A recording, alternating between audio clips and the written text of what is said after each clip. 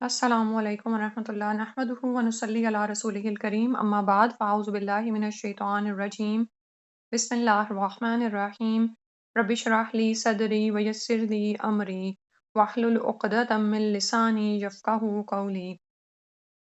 سورہ الاعراف پارہ نمبر 8 ہے، آیت نمبر 85 سے انشاءاللہ کرنا ہے۔ پہلے تلاوت سن لیتے ہیں۔ وَإِلَى مَدْيَنَ أَخَاهُمْ شُعَيْبًا قَالَ يَا قَوْمِ اعْبُدُوا اللَّهَ مَا لَكُم مِّنْ إِلَٰهٍ غَيْرُهُ قَدْ جَاءَتْكُم بَيِّنَةٌ مِّن رَّبِّكُمْ فَأَوْفُوا الْكَيْلَ وَالْمِيزَانَ وَلَا تَبْخَسُوا النَّاسَ أَشْيَاءَهُمْ وَلَا تُفْسِدُوا فِي الْأَرْضِ بَعْدَ إِصْلَاحِهَا ذَٰلِكُمْ خَيْرٌ لَّكُمْ إِن كُنتُم مُّؤْمِنِينَ۔ وَإِلَىٰ اور طرف مدینہ مدین کے اخاہم ان کے بھائی شعیب علیہ السلام کو بھیجا۔ قالا اس نے کہا یا قومی اے میری قوم اعبدوا عبادت کرو اللہ کی، ما لکم نہیں ہے تمہارے لیے من الہ کوئی الہ غیرو اس کے علاوہ، قد تحقیق جاءتکم آ گئیں تمہارے پاس بینۃ دلیل روشن من ربکم تمہارے رب کی طرف سے، فاوفو تو پورا کرو الکیلا ناپ کو، والمیزان اور میزان کو یعنی تول کو، ولا اور نہ تبخسو تم کم کر کے دو، الناسا لوگوں کو، اشیاءہم ان کی اشیاء ان کی چیزیں، ولا اور نہ تفسدو تم فساد مچاؤ یا فساد کرو فی الارض زمین میں، بعد اصلاحہا اس کی اصلاح کے بعد یعنی زمین کی اصلاح کے بعد، ذالکم یہ بات خیرن بہتر ہے، لکم تمہارے لیے، ان کنتم مؤمنین اگر تم ہو ایمان لانے والے۔ تو آپ کو یاد ہوگا کہ ہم انبیاء کے واقعات پڑھ رہے تھے، اور اس میں اب شعیب علیہ السلام کا قصہ بیان ہو رہا ہے، اور اس کے بعد موسیٰ علیہ السلام یعنی بنی اسرائیل کی پھر آئیں گی۔ تو مدین کی طرف ان کے بھائی شعیب علیہ السلام کو بھیجا گیا تھا، یعنی یہ سیدنا شعیب علیہ السلام ہیں، جو کہ پہلے نبی ہیں جو سیدنا ابراہیم علیہ السلام کی وفات کے تقریباً 600 سال بعد اہل مدین کی طرف بھیجے گئے، ٹھیک ہے۔ اور جن لوگوں کی طرف یہ بھیجے گئے تھے، یہ لوگ اپنے آپ کو سیدنا ابراہیم علیہ السلام کے فالوورز ہی سمجھتے تھے، یعنی جیسے ہم جانتے ہیں نا کہ مشرکین مکہ کے ہاں بھی کیا کانسیپٹ تھا کہ ہم تو دین ابراہیم کے پیروکار ہیں، تو یہ لوگ بھی اپنے آپ کو سیدنا ابراہیم علیہ السلام کے دین کے ہی پیروکار سمجھتے تھے۔ تو شعیب علیہ السلام نے انہیں مخاطب بھی اسی بات کا لحاظ کرتے ہوئے کیا اور فرمایا کہ تمہارے پاس واضح دلیل یعنی دلیل روشن آ چکی ہے، قد جاءتکم بینۃ من ربکم، یعنی تمہارے رب کی طرف سے واضح دلیل آ چکی ہے، اور وہ واضح دلیل کیا ہے، یعنی سیدنا ابراہیم علیہ السلام کے صحیفے ہیں یا تعلیمات وغیرہ ہیں، وہ تمہارے پاس آ چکی ہیں۔ اور یعنی کہنے کا مطلب یہ تھا کہ اس کے باوجود تم شرک میں مبتلا ہوگے، کیونکہ میں نے آپ کو بتایا تھا کہ ہر قوم کی طرف جب بھی رسول بھیجا گیا تو پہلی برائی تو ان میں شرک ہی تھی، ٹھیک ہے۔ اور آپ یہ دیکھیں کہ شرک ایسی برائی ہے، اور اللہ تعالیٰ کے سامنے جیسے اللہ کے نہ ہونے کا یقین ہے یا اس کی معرفت نہیں نہ ہوتی، تو پھر انسان پہلی اس برائی میں مبتلا ہوتا ہے اور اس کے بعد دوسری اگلی برائیوں میں، جیسے قوم لوط کی طرف لوط علیہ السلام کو بھیجا گیا تو انہوں نے ان کو سب سے پہلے توحید کی دعوت دی، اور ساتھ میں ان کی اخلاقی برائی کی طرف اشارہ کیا، ٹھیک ہے۔ اور یہاں پر جو اخلاقی برائی ہے وہ اس کی طرف اب اشارہ کیا جا رہا ہے، اور یہاں پر بھی پہلے ان کو یہی کہا جا رہا ہے کہ مالکم من الہ غیرہ، کہ اعبدوا اللہ، اللہ کی عبادت کرو، تمہارے لیے اس کے سوا کوئی معبود نہیں ہے، اور تمہارے پاس روشن دلائل آ چکے ہیں، اس کے باوجود تم شرک میں کیسے مبتلا ہوگے۔ اور پھر اگلی برائی کیا ہے ان میں، فَأَوْفُوا الْكَيْلَ، تو پورا کر کے دو تول کو اور میزان کو، اور لوگوں کو ان کی چیزیں کم کر کے نہ دو۔ بخس ہوتا ہے کمی کرنا، اور یہاں پر جو سا ہے ایک تو مطلب سے واضح ہے کہ چیزوں میں کمی کرنے کے لیے آتا ہے، اشیاء میں کمی، لیکن یاد رکھیں کہ بخس کا مطلب حصی اور معنوی دونوں کمی کے لیے آتا ہے، دونوں طرح کی کمی کرنا۔ یعنی حصی کمی تو ہم جانتے ہیں، جیسے ناپ اور تول میں کمی کرنا، لوگوں کو ان کی اشیاء پوری کر کے نہ دینا، ڈنڈی مارنا، ہیرا پھیری کرنا، دھوکہ دینا، کسی بھی طرح کی جو بھی یعنی نعوذ باللہ، یہ دیکھیں کہ یہ برائی کوئی اس زمانے کی تو نہیں ہے، یہ تو آج بھی ہے، اور حتیٰ کہ مسلم معاشروں میں بھی یہ برائی پائی جاتی ہے، ٹھیک ہے۔ تو دوسروں کو ان کی چیزیں کم کر کے دینا، تجارتی لین دین میں دھوکہ بازی کرنا، دغا بازیاں کرنا، یہ سب کچھ اس میں شامل ہے۔ اور اس کے ساتھ ساتھ جو معنوی بخس ہے، یعنی جو نظر تو نہیں آتا لیکن وہ موجود ہے، وہ حقوق میں کمی کرنا، ٹھیک ہے؟ تو بخس کیا ہے؟ کمی ہے، دھوکہ ہے، ڈنڈی مارنا، اشیاء میں ملاوٹ کرنا، یا پھر یہ کہ ناجائز طریقے سے مال کما لینا، ٹھیک؟ یہ سب کچھ یعنی وسیع معنوں میں استعمال ہوتا ہے۔ اور جب معنوی مفہوم میں آئے گا تو حقوق میں کمی کرنا۔ سب سے پہلے تو یہ دیکھیں کہ اللہ کے حقوق میں کمی، وہ بھی بخس میں ہی آ جائے گی، لیکن شرک کا الگ سے جو ہے ذکر کر دیا کہ اوپر فرما دیا کہ اعبد اللہ ما لکم من الہ غیرہ۔ اور اسی طرح پھر اللہ کے حقوق میں، اللہ کے بعد انبیاء کے حقوق میں کمی کرنا۔ اور انبیاء کے حقوق میں کمی کیا تھی؟ کہ ان کو مان کر نہ دینا کہ تم سچے ہو یا تمہاری طرف وحی آتی ہے، بلکہ ان کو کذاب کہنا شروع ہو گئے تھے یہ لوگ، ٹھیک ہے نا؟ جادوگر کہنا، مجنوں کہنا، یا پھر یہ کہ ساحر، کذاب، اس طرح کے نام دینا، ٹھیک ہے؟ اور اسی طرح اس کو آگے آج کے زمانے میں اگر دیکھیں تو بلکہ رسول صلی اللہ علیہ وسلم کے زمانے میں آپ یہ دیکھیں کہ صحابہ کو برا بھلا کہنا، نعوذ باللہ، اور یعنی ان کے بعد، اور اسی طرح سے پھر آج علماء کو برا بھلا کہنا، ان کی توہین کرنا، ان کا مذاق اڑانا، اور یہ ہر طرح سے سم ٹائمز ہوتا ہے کہ بعض اوقات آپ اپنے عالم کی تو بڑی تعریف کر رہے ہوتے ہیں، لیکن صرف اسے حق پر ثابت کرنے کے لیے آپ دوسرے لوگوں کو اتنا زیادہ گراتے ہیں اور یہ بھول جاتے ہیں کہ ہو سکتا ہے، بلکہ ہو سکتا ہے کیا نہیں، اولیاء اللہ ہو، ظاہر ہے اس کا بھی تو ایک مقام ہے، اور اگر نہیں بھی ہے تو کسی بھی مسلمان کے لیے بدگمانی بھی تو منع ہے نا۔ اور پھر یہ کہ کہتے ہیں کہ کسی کے لیے تمہارے ذہن میں کوئی برا خیال آنے بھی لگے نا، تو اس کے لیے مثبت طور پر 70 دلیلیں لاؤ۔ ہم کیا کرتے ہیں؟ ہم تو پہلی ہی دفعہ میں اس کے بارے میں نعوذ باللہ برا سوچتے ہیں۔ تو یہ سب کچھ کس میں آئے گا؟ بخس میں آئے گا، کہ جب آپ یعنی علماء کے حقوق میں کمی کر رہے ہیں، ان کا مذاق اڑا رہے ہیں، ان کی توہین کر رہے ہیں۔ اسی طرح اب اس سے آگے اس کو آپ ذاتی انفرادی زندگی میں دیکھ لیں، زوجین کا آپس میں ایک دوسرے کے حقوق نہ دینا۔ اور جیسے کل بات ہو رہی تھی نا کہ دجالی فتنہ جو ہے وہ ہمارے معاشروں میں عام ہوتا چلا جا رہا ہے، اور کہ مرد و عورت کو اپنے اپنے حقوق کی پڑی ہے، اور ان کو یہ نہیں علم کہ اللہ سبحانہ تعالیٰ نے قرآن میں یا حدیث کے ذریعے ہمیں کیا احکامات دیے ہیں، ٹھیک ہے؟ تو پھر نعوذ باللہ کیا ہو رہا ہوتا ہے؟ صرف ہر ایک کو اپنی نفسا نفسی پڑی ہے، اور دوسرے کے حقوق کی ادائیگی کا کوئی خیال نہیں ہے، ٹھیک ہے؟ اسی طرح گھروں میں جب کوئی کام والے آتے ہیں، یا آپ مزدور سے مزدوری کوئی کام کروا رہے ہیں، تو ان کے حقوق میں کمی کر دینا، یا لوگوں کے ساتھ معاملات میں کمی کرنا۔ اب لوگوں کے ساتھ معاملات ضروری نہیں گھروں میں ہو رہے ہوں، بلکہ باہر نکل کے بھی آپ کتنے ہی لوگوں سے معاملات کرتے ہیں۔ اور اس میں یہ دیکھیں کہ معنوی طور پر کسی کو حقوق نہ دینے میں آپ میں سے کتنی ہی خواتین ہیں جو گاڑی چلاتی ہیں نا، تو کتنی دفعہ ایسا ہوتا ہے کہ ہم لوگوں کو موقع ہی نہیں دیتے کہ وہ گزر جائیں، ٹھیک ہے؟ ان کے حقوق میں کمی کرتے ہیں، وہ بھی کس وجہ سے ہوتا ہے؟ اپنے نفس کی پڑی ہوئی ہوتی ہے۔ اسی طرح اس میں آپ اور بھی بہت کچھ دیکھ سکتے ہیں، نعوذ باللہ، اللہ سبحانہ تعالیٰ اس سے معاف فرمائے۔ تو قوم شعیب میں دوسری بیماری کیا تھی؟ کہ لوگوں کو ان کی چیزیں کم کر کے دیتے تھے، ناپ تول میں کمی کرتے تھے، ٹھیک ہے؟ وَلَا تُفْسِدُوا فِي الْأَرْضِ بَعْدَ إِصْلَاحِهَا، اور زمین میں فساد نہ کرو اس کی اصلاح کے بعد۔ یعنی جیسے آپ کو بتایا تھا نا کہ زمین کو اصلاح پر قائم کیا گیا تھا۔ یہ جو آج کل الٹا نظریہ شروع ہو گیا کہ انسان نے تاریکی سے اپنی زندگی کا آغاز کیا اور آہستہ آہستہ وہ تہذیب میں روشنیوں میں آتا چلا جا رہا ہے، نہیں، بلکہ آدم علیہ السلام کو اللہ سبحانہ تعالیٰ نے دین فطرت پر ہی پیدا کیا، اور ان کو شریعت دے کر اتارا تھا، ان پر یعنی شریعت آئی تھی، ان کو بتایا گیا تھا کہ دنیا میں کس طرح سے زندہ رہنا ہے۔ اور پھر یہ کہ ہم پیچھے پڑ چکے ہیں کہ اللہ سبحانہ تعالیٰ نے آسمان و زمین کو پیدا کیا، زمین میں جو بھی چیزیں چاہیے تھی لوگوں کو، سب کچھ رکھ دی گئیں، ٹھیک ہے؟ یعنی زمین اپنی اصلاح پر پیدا کی گئی ہے، اور آج بھی اس بات کو آپ پروف کر سکتے ہیں کہ اللہ سبحانہ تعالیٰ نے جو اشیاء فطرت میں پیدا کی ہیں، ان کا یعنی ویسٹ بھی نہیں ہوتا اس طرح، ٹھیک ہے؟ اور وہ ایک پورا سائیکل ہے جو کہ چیز کو ڈیزالو کر دیتا ہے۔ اس کی مثال عام طور پر لوگ ٹوتھ پیسٹ اور اس کو دیتے ہیں نا، سوری، برش کو اور مسواک کو، ٹھیک ہے؟ تو اور یعنی زمین کو اصلاح پر بنایا گیا تھا، تو اس کی اصلاح کے بعد اس میں فساد نہ کرو۔ اب فساد میں ہی سب کچھ آتا ہے، جو اوپر بتایا نا کہ تبخس الناس اشیاءہم، جب انسان کو اپنے حقوق کی پڑ جاتی ہے نا، تو وہ دوسروں کے حقوق تلف کرتا ہے۔ اللہ اور اس کے بندوں دونوں کے حقوق تلف کرنا بھی تو فساد ہی کی قسم ہے۔ اور اس میں سو آپ دیکھ سکتے ہیں کہ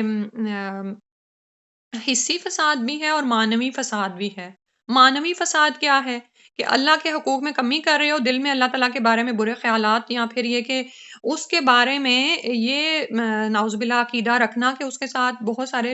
دوسرے اختیارات میں شریک ہیں، حالانکہ اللہ سبحانہ وتعالیٰ تو سبحان ہے، وہ تو پاک ہیں ہر طرح کی نقص اور کمی سے۔ انہیں کیا پڑی کہ وہ لوگوں یعنی فرشتوں سے اپنے کام لیتے رہیں، یا یعنی وہ اس چیز کے محتاج نہیں ہے، نعوذ باللہ من ذالک۔ تو یہ سب کچھ بھی کیا ہے، فساد میں آتا ہے، ٹھیک ہے۔ اور اسی طرح اس کو آپ جب حصی معنوں میں لیتے ہیں تو بہت کچھ اس میں شامل ہو جاتا ہے، جیسے پیچھے بھی ہم نے پڑھا تھا کہ وہ قوم بھی کیا کرتی تھی، وہ فساد کرتی تھی، ٹھیک ہے۔ لوگوں کے معاملات کے بارے میں، زمین میں فصلوں کو تباہ کر دینا، جانوروں کے ساتھ، یعنی ہر چیز میں۔ تو زمین میں کی اصلاح کے بعد اس میں فساد نہ کرو۔ اور پھر فرمایا ذالکم خیر لکم ان کنتم مؤمنین، یہ بہتر ہے تمہارے لیے اگر تم ایمان والے ہو۔ یعنی پہلے جیسے بتایا نا کہ ان کو کہا گیا قد جاءتکم بینۃ من ربکم، تو اگر تم کہتے ہو کہ تمہارے اندر ایمان ہے، یعنی اگر تم ابراہیم علیہ السلام کے پیروکار خود کو بتاتے ہو اور تمہیں لگتا ہے کہ تمہارے اندر ایمان ہے، تو ایمان کی علامت ہے یہ تمام جو باتیں بھی بتائی گئی ہیں۔ اور اب اس آیت کی روشنی میں ذرا ہم دیکھیں کہ ہمارے اندر یہ سب کچھ ہے۔ سب سے پہلے تو یہ کہ اعبدوا اللہ ما لکم من الہ غیرہ، ہماری عبادت میں کتنا خلوص ہے اللہ کے لیے کہ اس میں کوئی اور شامل نہ ہو۔ پھر یہ کہ قد جاءتکم بینۃ من ربکم، دلیل روشن تو ہمارے پاس بھی ہے، تو کیا ہم اس پر عمل پیرا ہیں یا صرف ہم خود کو مسلمان کہہ کر ہی بڑے خوش ہیں؟ پھر فاوفوا الکیل والمیزان، ناپ تول میں کیا ہم کمی تو نہیں کرتے؟ اور دور کی بات تو جانے دیں، قریب اپنے بچوں کے ہی حقوق میں کہیں ہم کمی تو نہیں کر رہے ہوتے۔ ولا تبخسوا الناس اشیاءہم، اور جب بھی لینے دینے کا معاملات ہوتے ہیں تو ہمارے ہاں کیا ہمارا کیا رویہ ہوتا ہے؟ تو لا تفسدوا فی الارض بعد اصلاحها، عورتیں کتنی ہی دفعہ یعنی اچھے بھلے خاندانوں کی اصلاح کو بگاڑ پہ یعنی ان کی تعمیر کر دیتی ہیں۔ اور پھر آج کل تو یعنی نعوذ باللہ ہمارے پاس بھی ایسی ایسی دلیلیں ہیں کہ ہم اپنے فساد کی بھی دلیل دے رہے ہوتے ہیں کہ نہیں میں نے تو یعنی اصلاح ہی کی کوشش کی تھی، نعوذ باللہ۔ حالانکہ اصلاح تو پہلے ہی ہو چکی ہوتی ہے، اصلاح پر ہی قائم ہوتا ہے کوئی گھرانہ، لیکن اس کو صرف اپنی ذاتی مفادات کے لیے اس میں فساد برپا کر دیا جاتا ہے۔ تو یہ سب کچھ اگر ہم کہتے ہیں کہ ہم ایمان والیاں ہیں تو یہ سب کچھ ہمیں دیکھنے کی ضرورت ہے کہ ہمارے اندر ایمان کا کیا درجہ ہے۔ پھر اگلی آیت میں فرمایا ولا تقعدوا بكل صراط توعدون وتصدون عن سبيل الله من آمن به وتبغونها عوجا واذكروا إذ كنتم قليلا فكثركم وانظروا كيف كان عاقبة المفسدين۔ قوم شعیب کی برائیوں کا ذکر ہو رہا ہے اور ان کو بتایا جا رہا ہے، یعنی شعیب علیہ السلام نے ان کو بتایا ولا، اور نہ تقعدو، تم بیٹھو بکل صراطن، ہر راستے پر، توعدونا، تم ڈراتے ہو دھمکاتے ہو، وتصدونا، اور تم روکتے ہو، عن سبیل اللہ، اللہ کی راہ سے، من آمنا، اس کو جو ایمان لے آئے، بھی اس پر، وتبغونہا، اور تم تلاش کرتے ہو، عوجن، کجی، ٹیر، وَاذْکُرُوا، اور یاد کرو، اذ کنتم، جب تم تھے، قلیلاً کم، فکثرکم، تو اس نے تم کو بہت زیادہ کر دیا، یعنی تمہاری تعداد کو بڑھا دیا، کثرت دے دی تمہیں۔ وانظروا، اور دیکھو، کیفا، کیسا، کانا ہوا، عاقبت، انجام، المفسدین، مفسدوں کا، فسادیوں کا، ٹھیک ہے۔ تو ان کی اور برائیاں کیا تھیں کہ تجارتی راستوں پر بیٹھ کر قافلوں کے مال لوٹتے تھے، ٹھیک ہے۔ اور یہ لوٹنا بھی کئی قسم کا ہوتا تھا، یعنی کبھی راہزن کسی کمزور کا مال چھین لیتا تھا، یا پھر بعض اوقات کیا ہوتا ہے کہ جیسے یہ مشرکین مکہ بھی کرتے تھے کہ تجارتی منڈی میں مال پہنچنے سے پہلے ہی باہر ہی اس کو تاجر کو روک کر اس سے سودا کر لینا، ٹھیک ہے۔ اور یعنی یہ فریب دینا کہ باہر ایک تو یہ کہ اس سے سستا مال لے لیں گے، اور پھر یہ کہ چیز کو اندر آبادی میں پہنچنا ہی نہ دینا، اور یہ سب کچھ اس میں آتا ہے، یعنی کسی بھی طرح سے دوسروں کے حقوق میں کمی کرنا اور ان کو دھمکانا، ان سے مال ان کا کم قیمت پر لے دینا، وَتَصُدُّونَ عَن سَبِيلِ اللَّهِ، اور تم روکتے ہو اللہ کے راہ سے، خود بھی روکتے ہو اور دوسروں کو بھی روکتے ہو، ٹھیک ہے۔ اور وہ کس طرح سے کرتے تھے کہ اس کو من آمنہ بھی، جو اس پر ایمان لے آیا ہے، وَتَبْغُونَهَا عِوَجًا، اور اس میں کجی تلاش کرتے ہو۔ کہ جو لوگ نبی پر ایمان لانا چاہتے ہیں ان کو ڈراتے دھمکاتے تھے، ان کے ذہنوں میں شکوک و شبہات پیدا کرتے تھے، اور نبی نے جو سیدھی راہ بتائی تھی اس میں ٹیڑھ پیدا کرنے کی کوششیں کرتے تھے، ٹھیک ہے؟ اور یہ چالیں ہر انبیاء کے زمانے میں ہوتی رہی ہیں، ہر نبی کے زمانے میں لوگ ان کے خلاف ایسی چالیں چلتے ہی رہے ہیں، ایسی حرکتیں کرتے ہی آئے ہیں۔ آپ یہ دیکھیں کہ رسول اللہ صلی اللہ علیہ وسلم کے زمانے بھی مشرکین مکہ ایسے ہی کرنے کے لیے سب کچھ کرتے تھے، ٹھیک ہے؟ آپ صلی اللہ علیہ وسلم کی راہ روکنے کے لیے ایسے تمام حربے استعمال کیے جاتے تھے۔ جیسے ہم سیرت میں ہم نے پڑھا تھا نا کہ رسول صلی اللہ علیہ وسلم جہاں جہاں جا رہے ہیں ابو لہب بھی ساتھ ساتھ جاتا تھا، اور نعوذ باللہ آپ صلی اللہ علیہ وسلم کے بارے میں بری باتیں کرتا تھا۔ اسی طرح آج کل تو یہ میڈیا پہ ہوتا ہے نا، اس زمانے میں تو یعنی جب یہ قوم شعیب کی بات ہو رہی تو میڈیا تو نہیں تھا، تو یہ کیا کرتے تھے، ایسی جگہیں جہاں سے لوگوں کا آنا جانا ہوتا ہے، ان کا گزر ہوتا ہے، وہاں پر یہ پروپوگنڈا کرتے تھے، غلط پروپوگنڈا نبی کے خلاف پھیلاتے تھے کہ وہ ایسا ہے، وہ ایسی باتیں کرتا ہے، وہ یہ کرتا ہے، ٹھیک ہے؟ سمجھ آ رہی بات کی؟ جیسے آج بھی یہ عام ہے بات، یہ ہمارے کوئی دور کی چیز نہیں ہے، کسی بھی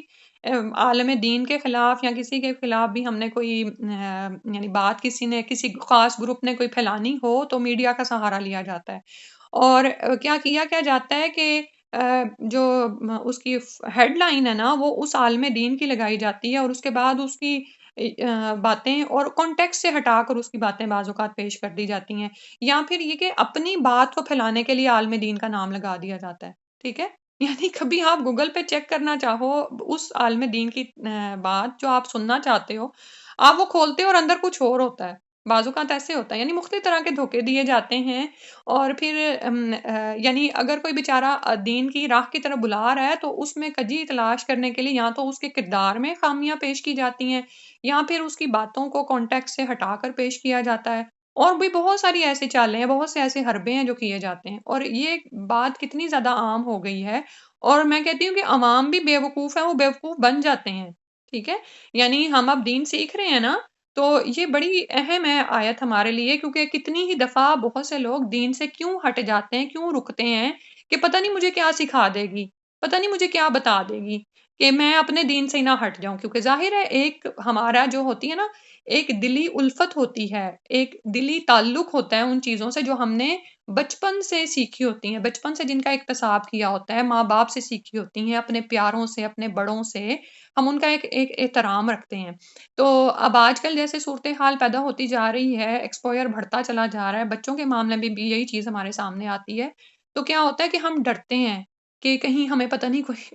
تو بھئی اس موقع پر بھی ہمارے لیے کیا ہے کہ بہت سے ایسے لوگ ہیں جو یہ کام آج بھی کر رہے ہیں، تَقْعُدُوا بِكُلِّ صِرَاطٍ تُوعِدُونَ، وہ بیٹھ جاتے ہیں راستوں میں، دھمکاتے ہیں، تمہیں ڈراتے ہیں، نہیں دین کی طرف نہ آؤ، اس پر استقامت اختیار نہ کرو، وَتَصُدُّونَ عَن سَبِيلِ اللَّهِ، خود تو ہٹے ہوئے ہوتے ہیں، من آمن بِهِ، لیکن جو ایمان لانا چاہتا ہے، جو ایمان لے آتا ہے، اس کو بھی اللہ کی راہ سے ہٹاتے ہیں، وَتَبْغُونَهَا عِوَجًا، اس میں کجی تلاش کرتے ہیں۔ تو جب ایسی کوئی باتیں سامنے آئے نا، تو سب سے پہلا کیا ہے اس میں، ایک بعض اوقات تو دل بڑا پریشان ہوتا ہے، تو وضو کر کے نفل پڑھیں اور اس کے بعد اللہ سے مدد مانگے کہ یا اللہ تو ہی مجھے سیدھی راہ پر رکھنے والا ہے، مجھے سیدھی راہ دکھا دے، اور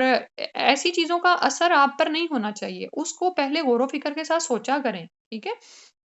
تو کیونکہ ہمیں اپنی راہ کھوٹی نہیں کرنی، یہ جو عوج تلاش کرتے ہیں دراصل آپ کی راہ کو ہی کھوٹا کر رہے ہوتے ہیں، تو ان کو اس بات سے روکا گیا، ٹھیک ہے؟ اور آپ یہ دیکھیں کہ رسول صلی اللہ علیہ وسلم نے بھی سختی سے منع فرمایا کہ تاجر کو آبادی میں پہنچنے سے پہلے ہی نہ روک لو، ٹھیک ہے؟ اور اسی طرح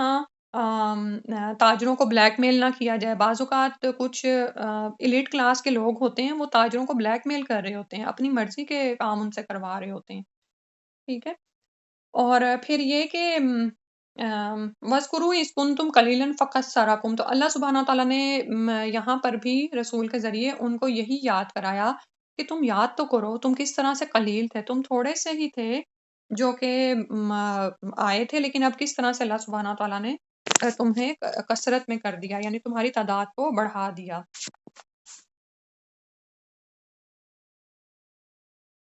اور پھر ان کو فرمایا وَانظُرُوا کَیْفَ کَانَ عَاقِبَةُ الْمُفْسِدِينَ، اور دیکھو کہ کیسا انجام ہوا فساد کرنے والوں کو، یعنی تم تاریخ میں دیکھتے نہیں ہو کہ تم سے پہلے لوگ جو تمہاری طرح فساد کرتے تھے ان کا انجام کیا ہوا، ٹھیک ہے۔ اور یہاں پر مشرکین مکہ کے لیے بھی فرمایا جا رہا ہے کہ یہ ساری تاریخ کے جو قصے تھے ان کے ہاں بھی زبان زد عام تھے، ان کے علم میں تھے یہ، اور ان کے تجارتی راستوں پر یہ علاقے پائے جاتے تھے، ٹھیک ہے۔ تو اس میں دراصل ہمارے لیے بھی کیا ہے، عمل کی کیا بات ہے کہ ہم تاریخ کے واقعات سے سبق حاصل کریں اور دیکھیں کہ فسادیوں کا انجام کیا ہوتا ہے۔ یعنی یہ نہیں ہوتا کہ اللہ سبحانہ و تعالیٰ نے اگر ان کو مہلت دی ہوئی ہے تو یہ سمجھا جائے کہ وہ راہ راست پر ہیں، بلکہ پکڑ آتی ہے اللہ کی، اور دنیا میں بھی برا انجام ہوتا ہے، جیسے پیچھے ہم نے بستیوں کا حال دیکھا، اور آخرت میں تو بد انجام ہے ان کے لیے، ٹھیک ہے۔ تو بیسیکلی یہاں پر جو سا ہے سب سے پہلے تو یعنی شعیب علیہ السلام کا ہی قصہ بتایا جا رہا ہے، اور وہ آپ کے پاس سب کے پاس لکھا ہوگا کہ ان کے خلاف کیا کرتے تھے کہ راستوں پر یہ لوگ بیٹھ جاتے تھے، جہاں داؤ لگتا مسافروں اور راہگیروں کو لوٹتے تھے، اور جب لوگ شہر میں آنا چاہتے اور شعیب علیہ السلام کے بارے میں ظاہر ہے ان لوگوں نے باتیں سنی ہوں گی، ان کے پاس جانا چاہتے تو ان کے پاس جانے سے ان کو روکتے تھے، بہکاتے تھے، دھمکاتے تھے، اور اس طرح کی باتیں کرتے کہ یہ شخص دغا باز ہے، فریبی ہے، اس کا کہنا نہ ماننا، اس کی چالوں میں نہ آنا، اور پھر اسی طرح جو تعلیم شعیب علیہ السلام دے رہے تھے اور جو شریعت ان پر اتاری گئی تھی اس میں بہت ساری جاہلانہ نکتہ چینیاں کرتے، عیب لگاتے، ٹھیک ہے۔ اور پھر جس طرح سے مشرکین مکہ رسول اللہ صلی اللہ علیہ وسلم اور ایمان لانے والوں پر جسمانی حربے آزما رہے تھے، ان کو جسمانی تکالیف دے رہے تھے، اسی طرح شعیب علیہ السلام پر بھی ایمان لانے والے چند لوگوں پر طرح طرح کی سختیاں کی جا رہی تھیں کہ وہ کسی طرح سے دین سے باز آ جائیں، ٹھیک ہے۔ تو شعیب علیہ السلام کا رویہ وہاں پر دیکھیں کہ اور یہ ہمارے لیے بھی عمل کی بات ہے، کتنی ہی دفعہ ہم لوگوں کو دین کی طرف بلا رہے ہوتے ہیں، تو شعیب علیہ السلام نے ان کو کس طرح سے نرم الفاظ میں پہلے اللہ کے احسانات یاد کرائے ہیں، ٹھیک ہے، اور پھر فرمایا کہ اگر چند لوگ ایمان لے آئے ہیں تو انہیں کیوں پریشان کرتے ہو، تو تم دیکھو تو ذرا کیا انجام ہونے والا ہے جو فساد کرتے ہیں زمین میں۔ پھر اس کے بعد اگلی آیت میں فرمایا وَإِن كَانَ طَائِفَةٌ مِّنكُمْ آمَنُوا بِالَّذِي أُرْسِلْتُ بِهِ وَطَائِفَةٌ لَّمْ يُؤْمِنُوا فاصبروا حَتَّىٰ يَحْكُمَ اللَّهُ بَيْنَنَا وَهُوَ خَيْرُ الْحَاكِمِينَ۔ وَإِن کانا، اور اگر ہے طائفتٌ ایک گروہ منکم تم میں سے آمنو جو ایمان لے آیا ہے بالذی اس چیز پر جو ارسلت میں بھیجا گیا بھی اس کے ساتھ، وطائفتٌ اور ایک گروہ لم یؤمنو ایمان نہیں لائے، فاصبروا تو صبر کرو، حتیٰ یہاں تک کہ یحکمہ فیصلہ کر دے اللہ بیننا ہمارے درمیان، وہوا اور وہ خیر الحاکمین بہترین فیصلہ کرنے والوں میں سے ہے۔ تو یہاں اب شعیب علیہ السلام نے ان کو کہا کہ اگر تم میں سے ایک گروہ ایمان لے آیا ہے اس چیز پر جو مجھے دی گئی ہے، یعنی میری لائی ہوئی شریعت کو وہ مانتا ہے، اور دوسرا گروہ ایمان نہیں لایا، تو اب ایمان والے کیا کریں، فَاصْبِرُوا حَتَّىٰ يَحْكُمَ اللَّهُ بَيْنَنَا، کہ صبر کریں، ٹھیک ہے، صبر کی تلقین کی جا رہی ہے، سبحان اللہ۔ پیچھے ہم دیکھتے ہیں کہ اقوام کو کہا گیا کہ وَاذْكُرُوا آلاء اللَّهِ، اللہ کی نعمتوں کو یاد کرو اور شکر ادا کرو، اور یعنی نعمتیں ملیں تو پھر شکر ادا کرو، اور جب مصیبتیں آئیں، رکاوٹیں آئیں تو پھر کیا کرنا ہے، فَاصْبِرُوا تو صبر کرو، حتیٰ کہ اللہ سبحانہ و تعالیٰ ہمارے اور ان دشمنوں کے درمیان فیصلہ فرما دے، اور وہ بہترین فیصلہ فرمانے والا ہے۔ یعنی جو چند لوگ ایمان لے آئے ان کو کہا کہ تم پریشان کیوں ہوتے ہو، ہم میں سے جو بھی جھوٹا ہے اللہ تعالیٰ اس سے خود نبٹ لے گا، تھوڑی دیر صبر تو کرو۔ اور یہ جو صبر ہے یہ دراصل دونوں طرف کے لیے ہو سکتا ہے نا، کہ جو گورو ایمان نہیں لایا وہ بھی صبر کرے کہ دیکھے تو صحیح کہ فیصلہ کیا ہونے والا ہے، اور ظاہر ہے حق کی پتہ ہونے والی ہے۔ اور یہاں پر ہمارے لیے بھی یہی ہے کہ عمل کی بات کیا ہے کہ ہم بھی بعض اوقات بے صبرے بڑے ہو جاتے ہیں، ٹھیک ہے نا، کتنی دفعہ ایسا ہوتا ہے کہ یعنی دل میں یہ خیال آتا ہے کہ کب ہوگا یہ، اور بعض اوقات کیا ہوتا ہے کہ جب ہم ایک چیز پر صبر نہیں نہ کرتے تو بار بار اسی چیز سے گزارے جاتے ہیں، سمجھ آ رہی ہے بات کی، یعنی اللہ سبحانہ و تعالیٰ آپ کو ایک عمل سے گزار رہے ہوتے ہیں بار بار، اور آپ اس عمل کے مطابق یعنی وہ ایکشن نہیں کر رہے ہوتے جو مطلوب ہوتا ہے، ٹھیک ہے، تو پھر آپ بار بار اس سے گزارے جاتے ہیں، حتیٰ کہ آپ اس کے وہ صحیح جواب دے لیتے ہیں۔ اس کو بالکل اسی طرح سمجھ لیں کہ آپ کو موقع دیا جاتا ہے، بار بار وہ امتحان سامنے آتا ہے، حتیٰ کہ آپ اس کو پاس کر لیتے ہیں تو درجہ بلند ہو جاتا ہے، ٹھیک ہے۔ تو اصل میں پھر درجات کی زیادہ سے زیادہ بلندی کے لیے کیا چاہیے کہ انسان پہلے ہی مرحلے پر وہ کام کرے جو اللہ کو مطلوب ہے، ٹھیک ہے؟ سمجھ آ رہی؟ جیسے مثال کے طور پر آپ ابھی تک آپ کے اندر نمازوں کی پابندی نہیں آئی ہے، ٹھیک ہے؟ تو بار بار آپ اس آزمائش میں ڈالے جاتے ہیں، بار بار آپ کو تنگی آتی ہے، کبھی نفس کی رکاوٹ آتی ہے، کبھی باہر کی آتی ہے۔ پھر جب آپ نمازوں پر قائم ہو جاتے ہیں، نفلی نمازوں کی طرف آتے ہیں، تو اس میں آپ دیکھتے ہیں کہ یہ چیز ہوتی ہے، یا روزوں کی طرف آتے ہیں، یا اس طرح سو آن۔ اور بعض اوقات کیا ہوتا ہے کہ آپ کو کوئی،